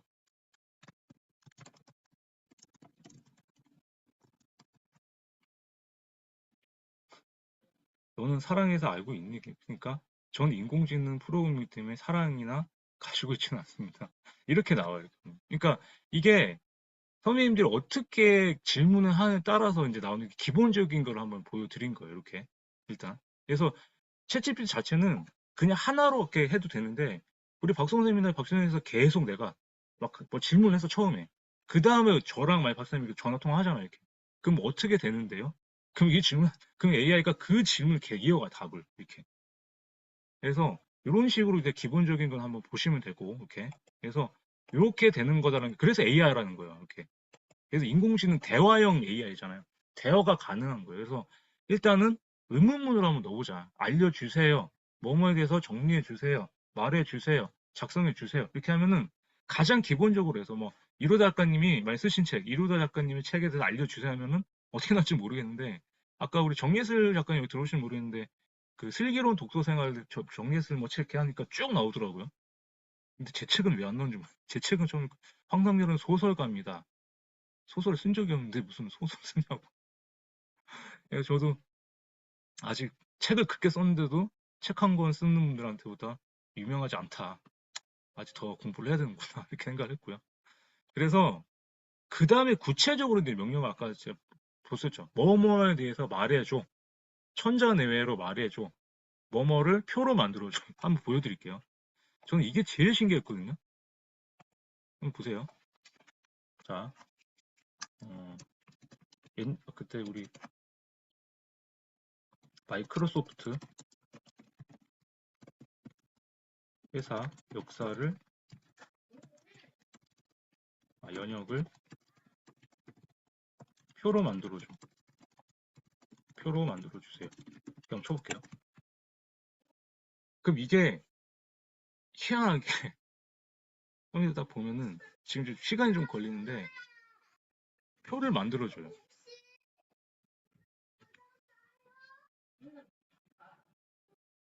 자, 조금 늦어지는데 좀 보여드릴게요. 이제 처음에 이렇게 아래는 연여인대를 정리한 결과입니다. 표입니다. 나오죠? 자, 보세요. 이 표처럼 나오죠, 선생님 이렇게. 칸 보이세요? 그렇죠? 이렇게 나와요. 표도 만들어줘, 이게. 이런 식으로. 1975년 마이크로소프트 창립. 어떠세요? 선배님들이 어떤 거에 질문을 하냐에 따라서 이렇게 달라진다라는 거예요. 표도 만들어주고 캡처를 하면 돼요, 그냥. 완전히 뭐 신기 좀 하죠. 저도 이렇게 보고 놀랐어요. 마이크로소프트 창립이 75년 되고 막 자기 마음대로 지금 표 만들고 있잖아요, 지금. 그죠? 이렇게. 그래서 이렇게 해서 천자로 요약해줘 그러면은 진짜 딱 그렇게 요약만 해줘요. 그리고 기사로 써줘. 그러면은 막 우리 작가님이 조울 중에서 기사로 써줘. 그러면은 기사 형태로 나와요, 글이. 그러니까 이게 챗 GPT 자체를 아까 기본적인 질문을 어떻게 만드는데 구체적인 대화의 형태로 한번 바꿔보자. 그래서 한번 이렇게 일단 보여드렸고 한번 다시 한번 강의로 돌아가 볼게요. 그러면 구체적으로 명령어를 표로 만들어줘. 가이드를 만들어주면 그 형태로 얘가 대화를 하면서 나온다. 그럼 그걸 보고 계속 대화를 이어나가시면 돼요. 그래서 듣고 싶은 대답의 형태를 일단 정해보자. 그래서 아까 조던 피터슨에 대해 만약 이 작가에서 알고 싶다. 그러면 조던 피터슨을 10개 키워드로 표현해봐. 조던 피터슨의 책을 표로 만들어줘. 조던 피터슨의 책을 기사로 써줘. 한번 세 개를 한번 해볼게요. 지금 계속 이제 멈추려면 이렇게 이걸로 멈추시면 돼요. 스탑 채널 등은 멈추죠. 그럼 그 다음에 새로 이렇게 하시면 돼요. 그래서 조던 피터슨을 10가지 제가 까먹었네요. 조던 피터슨 10개 키워드로 표시해줘. 한번 해볼게요. 10개 키워드로 정리해줘. 그러면 얘가 아마 이렇게 지금 점점점 거리는 게 얘가 지금 생각을 하는 거예요. 그래서 10개 키워드로 얘가 아마 쭉 이렇게 쓸 거예요. 아마 이렇게. 심리학 교수다. 저서는 뭐가 있다. 그러니까 이렇게 선생님들이 어떻게 넣느냐에 따라서 얘가 대답을 해서 그걸 취하는 정보를 얻어갈 수 있다라는 거예요. 그래서 첫 번째, 선생님들께서 이제 책 쓰기에 이 챗GPT를 활용을 하실 때는 제일 먼저 말씀드리는 게 자료 수집을 할 때 이걸 활용을 하시는 거예요. 제가 지금까지 자료 수집할 때 뭐라고 말씀드렸었어요? 구글링을 하거나 아니면은 내가 쓰고 싶은 책에 비슷한 책을 다 빌려와가지고 다 분석해가지고 보고 이렇게 하라고 했는데 그 시간을 단축시켜주는 게 뭐다? 이 챗 GPT, AI 형태라는 거예요. 그래서 박정 선생님도 그렇고 리도아 선생님도 그렇고 박정 선생님도 그렇고 책을 만약에 또 쓰신다 싶으면은 이 챗 GPT를 가지고 대화, 아까 질문의 형태만 바꿔도 뭐가 된다? 이렇게 다르게 나오잖아요. 그죠? 그죠? 그래서 이런 식으로 활용을 해가지고 요거를 긁어서 자료 수집을 하는 거예요. 그래서 다른데 막 지금 뭐 디노 아뜨님 뭐 저기 뭐 계속 돌아다니면서 뭐 챗GPT 강의 많이 하잖아요. 그런 게 선배들 여기서 이렇게 쳐가지고 그걸 돈 주고 배우는 게 아니라 이렇게 그냥 질문 형태만 바꿔가지고 자기만의 그냥 이렇게 취해서 쓰면 되는 거예요. 그래서 책 쓰기는 글쓰기나 책 쓰기는 우리가 뭐다? 이따 정리 다시 하겠지만 이렇게 선배님께서 질문만 다시 바꿔서 자료 수집한 형태로 쓰는 게 가장 좋다라는 거예요, 이렇게. 일단 그래서 10가지 도구로 나왔죠, 그죠? 그죠? 그러면 조던 피터슨을 한 번 더. 조던 피터슨을 신문 기사 형태로 소개해줘. 한번 해볼게요, 이렇게. 그러면 아마 이게 이렇게 내가 질문하는 것 따라서 얘가 다 이렇게 기사 형태로, 뭐 신문에 어떻게 이렇게 기사 형태로도 나올 거예요. 그래서 만약에 조던 피슨의 어떤 책을 칼럼 형태로 소개해줘. 그러면 칼럼식으로 또 쓰기도 하고. 그래서 이게 글쓰기 영역이 작가들 다 없어지는 거 아니냐 이렇게 하는데 안 없어져요. 그럼 이따 말씀드릴게요. 보세요. 신문기사 형태로 하니까 어때요? 조던 피턴 교수는 캐나다 토론토의 지금 심리학 교수로 이렇게 신문 기사처럼 나오는 거예요. 지금 보면. 아까 이거랑 틀리죠? 조던 피터슨 10개 키워드를 해달라는데 같은 내용인데 이거는 1번부터 10번까지 쭉 해서 자기 뭐 저서, 운동, 뭐 유튜브, 과학 이렇게 쭉 나오죠. 그래서 보면은 신문 기사로 그는 지금 뭐 알려져 있습니다. 그는 12가지 신문의 인물 소개처럼 이렇게 나오는 거죠. 그죠? 이렇게 선배님들이 하는 거에 따라서 달라질 수 있다라는 거. 질문 형태에 따라서. 그 다음에 제가 또 보여드릴게요. 듣고 싶은 대답의 성격대로 한번 질문을 해보는 거예요. 그래서 조던 피터슨에 대해서 만약에 내가 뭐 감성적으로 표현해줘. 뭐 강하게 주장하지가 알려줘. 친구나 연인과 대화시 말해줘. 아니 이렇게 그 조던 피터슨이 아니라 만약에 뭐 사랑에 대해서 한번 행복에 대해서 한번 이렇게 한번 해볼게요. 그래서 이거는 좀 이제 감정적으로 이제 글의 형태에 따라서 달라지니까 한번 이런 거 어떻게 또 달라지면 한번 보여드릴게요.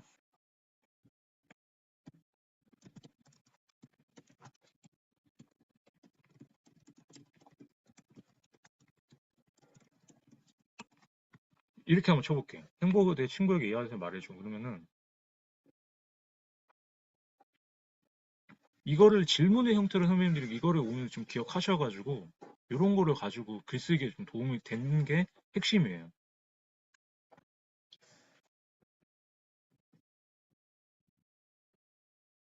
이렇게. 아마 이게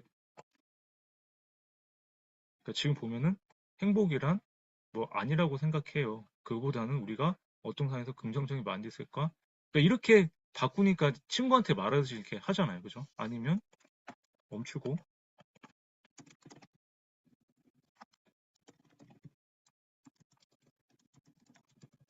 행복에 감성적으로 표현해줘. 쳐볼게 이렇게. 그러면 제가 말씀드린 거는 글을 처음 쓰는 사람이거나 글쓰기 어렵다 하시는 분들은 이렇게 한번 질문을 바꿔가지고 넣어보고 아 이런 식으로 글이 써지는구나라고 한번 보시는 거예요. 보세요. 아까 친구에게 이야기 말하실 때는 행복이란 제가 박성 선배님 행복은 그저 자신을 원하는 것이나 이로 작가님 그보다는 우리가 어떤 상황에서 긍정적인 마인드셋과 인생을 즐길 수 있어요. 이렇게 하는데 감성적으로 표현해줘 하니까 어때요? 행복은 마치 따뜻한 햇살 아래서 자신이 좋아하는 책을 읽거나 이렇게 감성적인 에세이로 표현을 하는 거죠. 그러니까 이렇게 형태에 따라서 또 달라진다라는 거예요. 이렇게. 그래서 선생님들께서 이렇게 키워드를 제가 뭐 쓰고 싶은 주제가 있거나 글감을 찾았을 때 아까 말씀드렸죠. 내가 어떤 대답한 스타일이나 아니면 대답하고 싶은 그런 형태나 이런 것들에 따라서 다 달라진다라는 거. 키워드로 할지, 뭐 기사로 할지, 표로 만들지 이런 것들이 다 나온다. 근데 한 번에 끝나는 게 아니라 만약에 이제 뭐 표현해줘 놓고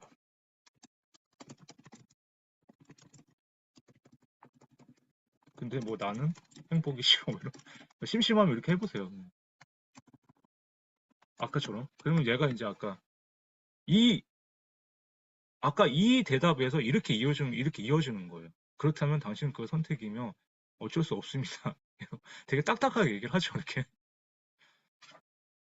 그러면 제가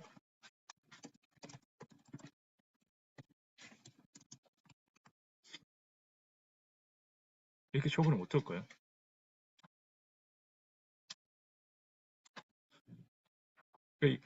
어쩌라고 하면 얘가 이제 또 이렇게 얘기를 해줘요. 또 되게 친절하죠. 이런 식으로 이어갈 수가 있다라는 거 이렇게. 그러니까 되게 어떻게 보면 많이 활용을 할 수가 있다라는 거죠. 그래서 저는 이 도구가 글쓰기든 뭐든 선생님께서 이렇게 활용을 하시면서 형태를 바꿔가면서 내가 쓸 수 있는 정보나 자료를 찾아서 수집을 하는 거예요. 이렇게. 그래서 일단은 그거까지는 말씀을 드렸어요. 그런 다음에 그래서 제가 생각했던 책쓰기 활용법 이겁니다. 아까 말씀드린 대로 원고를 쓰는 글감이나 아이디어를 찾는 데 좀 도움이 되실 거예요. 그래서 만약에 내가 어떤 우리 박 선생님께서 지금 막 글을 쓰고 싶은데 내가 생각이 안 나, 글감이. 그러면 아까 어떤 거에 대해서 알려줘. 어떤 자료를 찾아줘. 그러면은 그 자료가 쭉 나오겠죠. 그럼 그 자료를 가져가는 거예요. 그러면 우리가 구글하고 뭐 네이버 들어가서 막 들어가는 시간 뭐 책 찾아보고 이런 걸 확 줄겠죠. 그죠? 그래서 혁명을 하는 거거든요. 그래서 원고를 쓰는 글감이나 아이디어를 찾는데 도움이 된다라는 거. 아시겠죠? 이렇게. 그 다음에, 아이, 뭐, 네, 괜찮습니다, 모두. 그리고 책 목차, 그리고 꼭지 제목을 정하는데 도움이 되겠죠. 내가, 우리 박 선생님도 막 글 쓰는데 막 제목 기억이 안 나. 그러면 아까 돌아와 볼게요. 막 예를 들어서, 이렇게도 물어볼 수 있겠죠.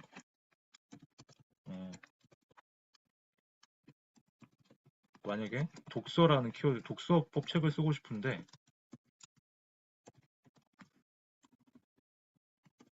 제가 한번 쳐봤던 것 같은데 독서법 책을 쓰고 싶은데 책 독자에게 먹히는 제목을 알려줘. 뭐가 나올까요?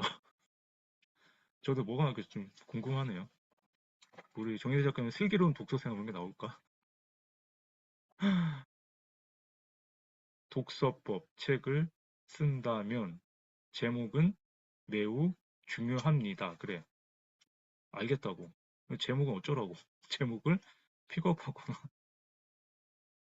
제가 잘못 쳤나요? 독자에게 끌리는 제목을 알려줘. 그렇게 쳐야 되나? 생각해 보시는 것이 네가 알려달라고 몇 가지 제안을 드리며 나오네요, 이제. 1번, 책을 더 재미있게 읽는 방법. 아니, 구닥다리 제목인데? 독서 초보자를 위한 필독서. 생각을 바꾸는 독서법. 이거는 영 형편이 없는데, 그죠? 그죠? 독서 취미를 만들어 보세요. 독서의 재미. 이외에도 독서 코치가 알려주는 에이 멈추고 네가 알려주는 거 제목 다 마음에 안 들어. 그럼 뭐라고 할까요? 이렇게 그러니까 한번 찾아보는 거 이렇게. 근데 제가 찾아봐도 영 아닌데 이거는. 이러면 제가 강의가 안 되는데. 죄송합니다.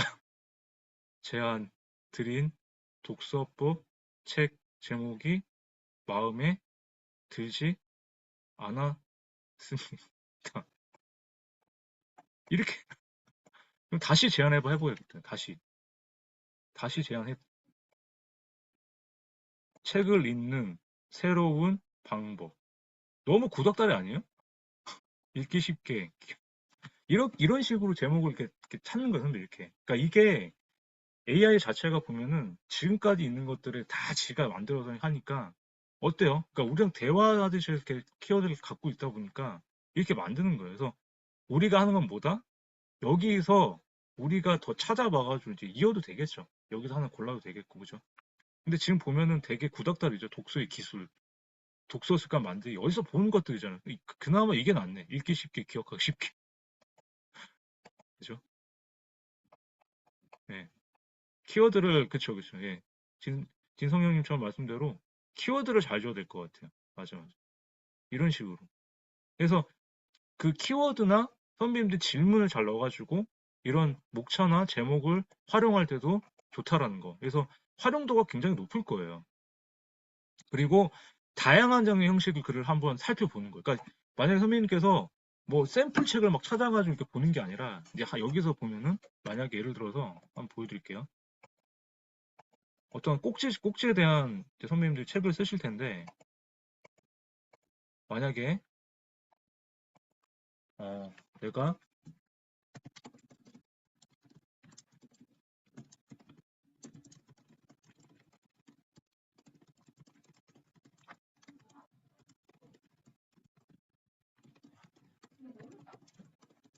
이렇게 해볼게요. 아이를 혼내지 않으면서 에세이 형식으로, 그러니까 어떤 글의 형식으로 한번 써달라고 지금 든 거예요. 그러면 이게 아마 이제 얘가 지금 이렇게 생각을 하는 거예요. 지금 계속 이렇게 생각을 하고 있는데 진짜 딱 보면 내가 몇 번 해봤는데 신기해요. 이렇게.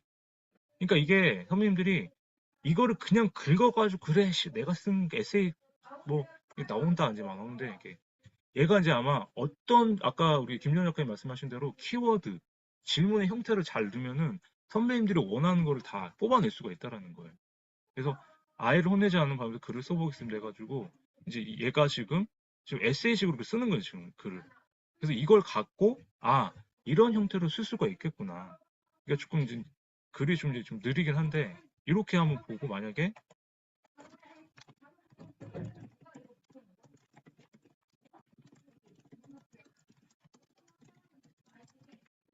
가능한지 모르겠는데 한번 써볼게요. 잘못 썼네. 아이를 혼내는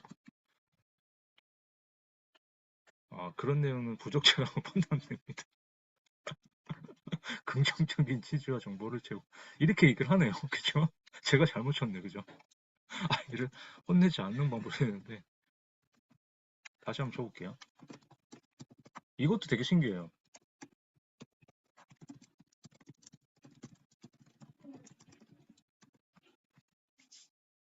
시도 써요. 시도.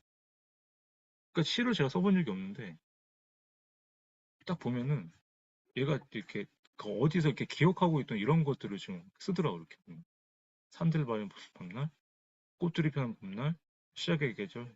그래서 다른 데 선배님들 맨날 그 챗GPT 수익화해서 뭐 전자책 만든다고 하는 거 있잖아요. 그거 다 이렇게 긁어가지고 자기가 몇 줄 더 붙여서 시를 쓰는 거예요, 이렇게. 이렇게 하면은 하루에 10편도 쓰겠어요. 하루 종일. 박 선생님이 아침에 9시에 앉았어요. 밤 9시간 12시간 좀 앉아가지고, 우리 의대 작가님들 애들 보내고 한 4시간 앉아가고, 시 하면 10개 써보자. 봄. 네, 봄의 향기.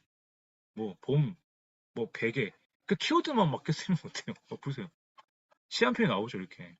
이런 식으로 형식에 대한 글이 나온다라는 거예요. 이렇게 보면은. 그래서 이런 우리가 지금 책 쓰기 할 때는 우리가 쓰는 형태가 이게 맞는지 안 맞는지 뭐 모르지만 내가 이 원고를 쓸 때 만약에 지금 내가 쓰는 꼭지 원고가 어떻게 써야 될지 잘 모르겠다. 그러면은 사실 이제 우리가 예전에는 전에 그 비슷한 책을 찾아가지고 막 보고 했었잖아요. 아니면 네이버나 구글에 들어갔던가. 이거 말고 챗 GPT에다 이렇게 형식으로 넣어가지고 쓰면은 글의 형식도 볼 수가 있다라는 거예요. 그래서 이렇게 한번 참고를 해보자라는 거. 이렇게 한번 보시고 자, 이제 마지막으로 가보겠습니다. 첫 문장을 어떻게 해야 할지 모르겠다. 그러면은 그냥 아까 우리 맨 첫 문장 공식 뭐 있었잖아요. 이렇게 이런 것들. 그냥 내가 어떤 글을 쓰고 싶은데 첫 문장을 어떻게 쓸지 모르겠어. 그러면 이렇게 또 예시가 나와요.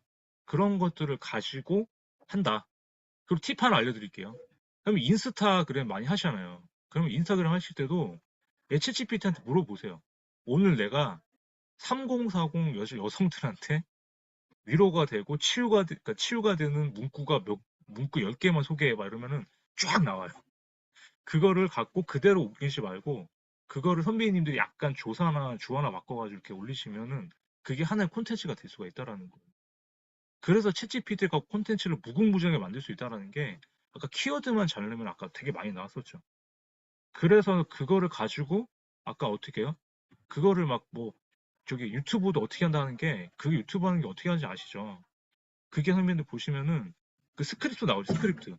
그 내가 썼던 글을 긁어가지고 AI 형태로 그 뭐 요새 브루나 픽토리 같은 데 들어가서 스크립트를 다 복사해서 붙여놓은 다음에 AI 캐릭터 하나 골라가지고 그거를 접목시켜서 영상으로 만들면 그게 AI 동영상이 되는 거예요. 그래서 제가 얼마 전에 제 유튜브 채널 보시면 막 그 AI가 막 그대로 읽어주고 했었잖아요. 그러니까 제가 그거를 블로그 글 지금 제가 쓴 글을 그대로 AI 동영상을 만들어서 올린 거예요. 그래서 챗GPT로 수익하기 이런 거 있잖아요. 그거 다 선배들 유튜브에 쳐보면 다 나오는 것들이에요. 그래서 그거 어디 가서 갑자기 그거 하지 마세요, 그거. 그거 어차피 챗GPT 써봐야 나중에 저작권 또 문제되면 걸려요. 그래서 단점은 이거예요. 2021년 10월까지 현재 정보까지만 나오기 때문에 계속 업데이트가 된다고 해요, 지금. 근데 지금 하는 게 재작년 10월 것까지밖에 안 돼서 지금 계속 업데이트해서 이제 22년도 올라가고 뭐 이렇게 나온다고 해요. 그래서 한번 쳐보시면은 그걸 한번 해보시고 그리고 기대가 되가 어때요? 아까 계속 형식적인 답변만 하죠.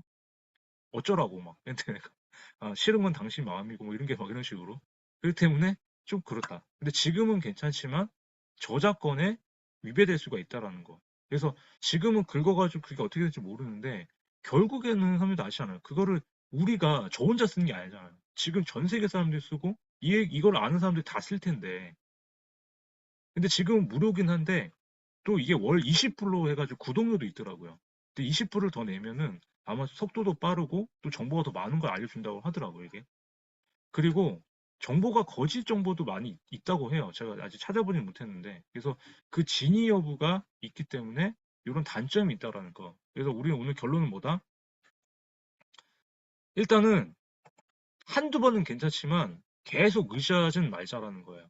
그래서 그냥 선배님들 계속 그냥 이렇게 가끔 내가 찾아볼 때 자료 검색할 정도로만 쓰시고 근데 결국에는 이게 쓰지 말자 이게 아니라 그냥 옆에 두고 강력한 내가 식쓰기에 활용할 때 자료 수집하거나 검색할 수 있는 그 도구로는 가장 갖고 있자라는 거. 가장 갖고 있자라는 거. 그걸 한번 명심을 하시면 좋겠고 결국에는 아까 말씀대로 인공지능이 쭉 쓴 글이 선생님도 아시겠지만 감성이 들어가 있어요? 들어가지가 않아요. 그냥 기계치가 썼던 글이기 때문에. 근데 결국에는 우리 AI가 못하는 게 있잖아요. 저만의 감성, 우리 박성 선생님의 감성, 우리 안순환 선생님의 감성, 우리 임리 선생님의 감성, 유로 작가님의 감성, 우리 젤리의 감성 그런 것들 있잖아요. 그죠? 그런 것들 생각과 감성 그리고 사람 인생이 다르잖아요. 같은 사랑에 대한 얘기를 쓰는데 선배님이 지금까지 살아온 인생 얘기가 다 있잖아요. 근데 그걸 AI가 알겠어요? 모르잖아요. 그죠?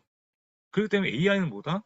내가 아까 말씀드린 대로 그냥 가장 친한 동반자로 글을 쓰는 데 검색을 하고 참고할 만한 그런 동반자로 삼을 뿐이고 실제로 쓰는 글은 뭐다? 내가 독자에게 쓸 수 있는 메시지는 결국은 내 생각에서 나온다라는 거. 저는 그렇게 생각이 드는 거예요.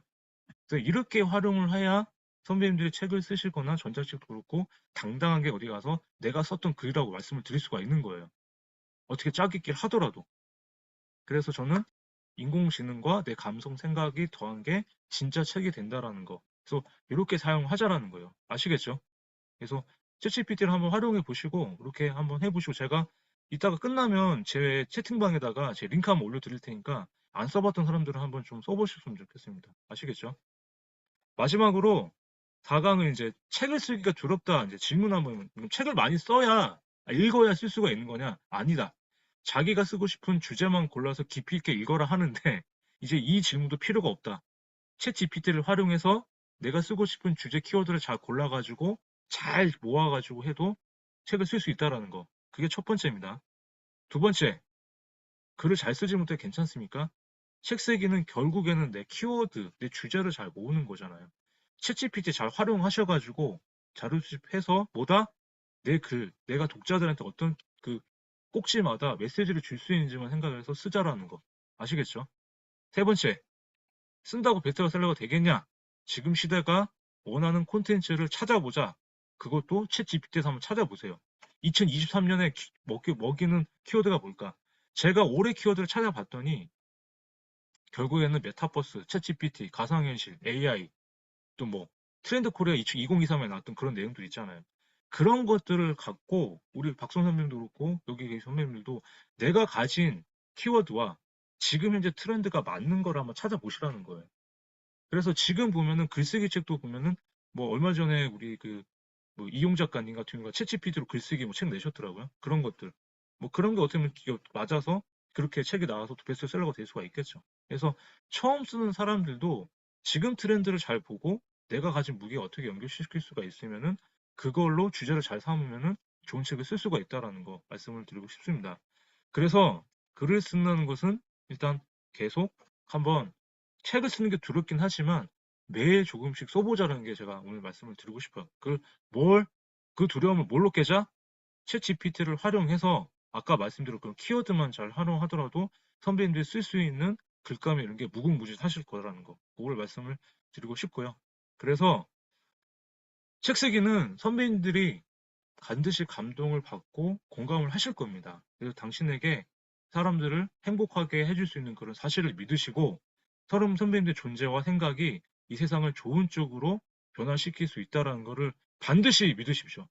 내가 지금 이 세상에 있는 이유가 사람들을 더 나은 세상으로 만들 수 있게 하는 존재이기 때문에 글을 쓰는 사람들은 그런 생각을 가지고 썼으면 좋겠어요.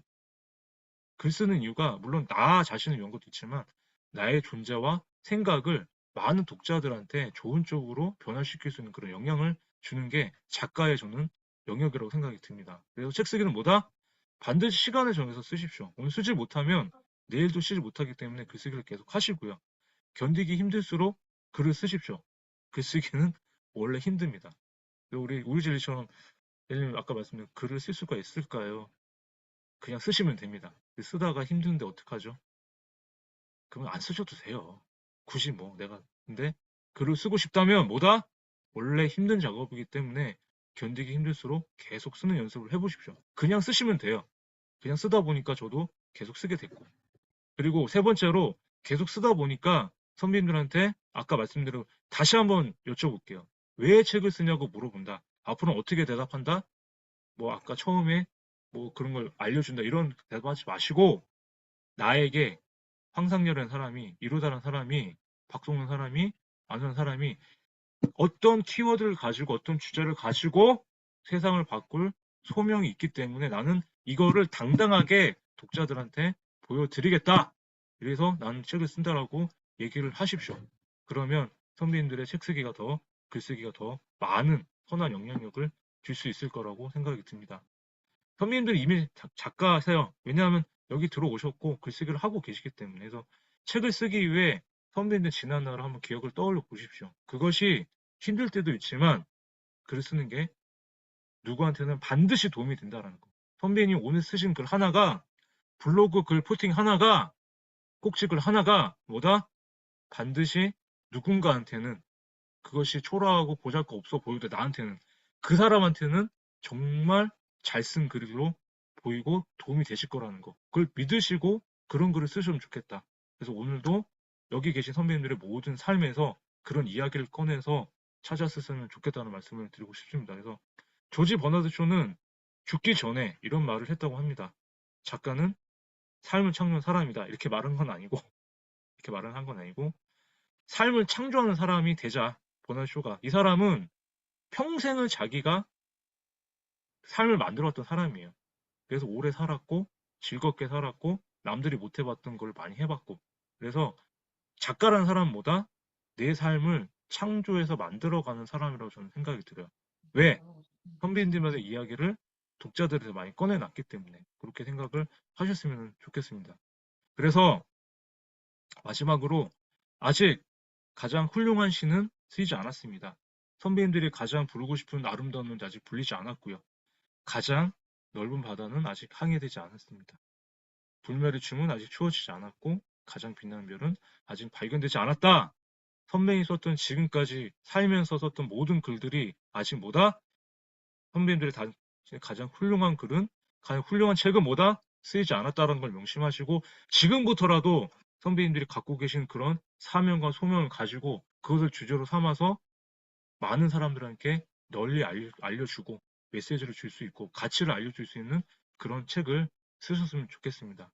그래서 자신의 일상과 숨겼던 취미, 관심사 꾸준히 해왔던 경험, 잘하는 것, 재미있는 것, 그리고 내가 아는 것, 관심성 하는 것, 그런 네 가지를 가지고 선배님들이 갖고 와서 주제를 모아서 뭐가 된다? 컨셉만 잘 짜면 그것이 작품이 된다는 걸 믿으시고 이제부터는 숨어있지 마시고 숨겼던 나를 세상에 알리시고 오늘 조금씩 나만의 글을 쓰셨으면 좋겠습니다. 자, 마이크 키시고 제가 항상 아시죠? 저의 글쓰기 강의나 책쓰기 강의할 때 가장 마지막에 외치는 제 시그니처 좌우명입니다. 제가 선창하면 같이 따라해 주시고 오늘 강의 안내하고 마무리하도록 하겠습니다. 자, 나는 작가가 될 수밖에 없다. 나는 작가가 될 수밖에 작가가 될 없다. 수밖에 없다. 나는 작가가 될 수밖에 없다. 나는 작가가 될 될 수밖에 때까지 쓸 없다. 거니까. 될 때까지 나는 쓸 작가가 될 거니까. 수밖에 없다. 될 때까지 쓸 거니까. 될 때까지 쓸 거니까. 될 때까지 쓸 거니까. 쓰실 수 있겠죠? 하실 수 네. 있겠죠? 선비는 네. 작가가 될 수밖에 없습니다. 왜? 될 때까지 계속 쓰실 쓸 거니까. 거니까. 아시겠죠? 그래서 네. 글을 쓰고 싶다면 뭐다? 종이와 펜, 노트북 켜고 그리고 약간의 배짱까지만 있으면은 선배님들의 모든 글을 쓸 수 있다? 플러스로 나의 삶을 쓰면 작품이 되고 더 나은 인생을 만들고 살 수 있다는 걸 믿으시고 만약에 안 되시면은 같이 쓰거나 선배님들의 영원한 작품을 쓰시면 좋겠다는 걸 마지막으로 말씀을 드리고 싶습니다. 그래서 자, 자신의 얘기를 닥치고 쓰자. 그래서 만약에 오늘 뻔뻔하게 저도 이번 주 18일부터 닥치고 책 쓰기 16기 들어갑니다. 그래서 저랑 같이 한번 하고 싶은 분들, 다시 한번 또 쓰고 싶은 분들은 다시 한번 얘기를 해주시면 제가 이따가 안내를 다시 해드리도록 하겠습니다. 그래서 18일부터 토요일날 항상 밤 10시에 정규과정 수업은 항상 계속 하고 있고 출간할 때까지 도와드립니다. 그래서 만약에 오늘 이 강의를 듣고 만약에 신청을 하겠다 하시는 분들은 특가로 모실 테니까 만약에 안내를 받으시면은 제가 말씀을 드리도록 하겠습니다. 사실 이 과정은 끝까지 하는 게 지금 120만 원을 받고 있어요. 지금 뭘 올렸을 때 처음보다는 많이 올렸는데 오늘 하시는 분들한테는 딱 100만 원의 출간까지 도와드리도록 하겠습니다. 그래서 혹시나 개인 저서 내고 싶다 쓰고 싶은데 안 된다 하시는 분들은 오늘 신청을 하시면 오늘 의뢰를 주신 분들한테는 제가 그렇게 모시도록 할 거고요. 그리고 뭐 일단은 개인 저서, 종이책, 뭐 전자책이든 다 되니까 뭐 전자책도 뭐 궁금하시면 따로 안내를 해드릴게요. 그래서 오늘 들으신 분들은 또 안내를 해드릴 테니까 그렇게 해주시면 좋을 것 같고 그래서 여기 지금 오늘 들으신 분들 중에 여기 박정현 선배님하고 이로다 작가님 같은 경우는 이미 저랑 같이 하셔서 책을 내셨어요. 그래서 오늘 오셔가지고 또 뭐 반복된 강의지만 오늘 같이 또 이렇게 들어주셔가지고 감사드리고요. 또 다른 분들도 뭐 공저를 하고 계시거나 오늘 저를 처음 뵀다 하시는 분들은 제가 다른 거는 다 말씀은 안 드리지만 무조건 저는 제가 맡겨주시면 끝까지 갑니다. 그래서 그것이 뭐 제가 잘난 것도 아니고 하지만 제가 해봤기 때문에 저는 선배님들 그 목표나 책 쓰는 삶을 무조건 도와드릴 수 있다는 걸 말씀을 드리고요. 그래서 공저도 만약 하실 분도 있으시면은 다시 한번 공저를 할 테니까 개인 저서가 부담이 된다 하시는 분들은 한번 같이 써서 제가 한번 같이 작가가 되는 삶을 도와드릴 테니까 오늘 강의 들으셨다면 또 오늘 강의 작가가 되고 싶다면 될 때까지 쓰게 해드릴 테니까 한번 같이 해보셨으면 좋겠다는 말을 마지막으로 말씀을 드리겠습니다. 그래서 그것이 뭐가 된다? 선배님이 쓰는 모든 오늘 한 줄이 모여서 작품이 된다라는 걸 믿으시고 그게 초라하고 부족한 글일지라도 누군가한테는 반드시 도움이 된다는 걸 믿고 선배님들의 인생을 썼으면 좋겠습니다. 그래서 제 마지막 소원은 이제 책을 쓰기 시작했습니다. 제 마지막 필생의 역작을 이제 시작을 했기 때문에 그게 언제 끝날지는 모르겠습니다. 게테도 파우스트를 50년 동안 썼다고 하니까 이제 시작했으면 제가 90살까지 살 거거든요. 저도 50년 쓰고 이 책을 마무리하고 제가 죽는 날 이 책을 공개를 하고 떠나겠습니다. 그때까지 살아 계셔야 됩니다. 같이 쓰실 거니까. 그래서 매일 쓰는 사람이 진짜 작가란 걸 명심하시고 어렵다고 하시면은 같이 읽고 쓰는 사람 도와드릴 테니까 오늘 여기 늦은 시간까지 챗 GPT 활용까지 해서 닥치고 책쓰기 무릎 특강 잘 들어주셔서 감사드립니다. 닥치고 쓰는 엔지니어 황상열이었습니다. 감사합니다. 감사합니다. 감사합니다.